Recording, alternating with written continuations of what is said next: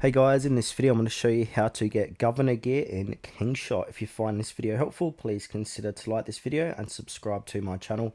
In saying that, let's just jump straight into the video. Okay, so firstly, governor gear unlocks when your township center reaches level 22. Once you hit that, just tap your avatar in the top left hand corner of the game to access your governor gear menu. As you can see, I don't have it because I am only township level 9 at the moment. Now you probably are wondering, how do you actually craft and upgrade this gear? So you'll need special materials for this. So the main ones are satin, gilded threads, and artesian visions. As you move up to the higher tiers, you need more of these plus higher powered requirements.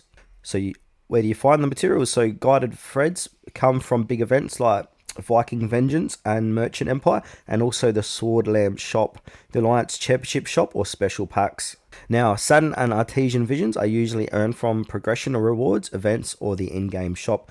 Now, once you've reached Town Center level 25, you'll unlock Governor Charms. These use items called charm guides and charm designs, and they boost your gear even further. Now, a quick tip, so focus on events that give you guided threads first and save your satin visions for the high tier upgrades that really matter. So when you hit Township 25, combine your gear with a chance for maximum bonuses.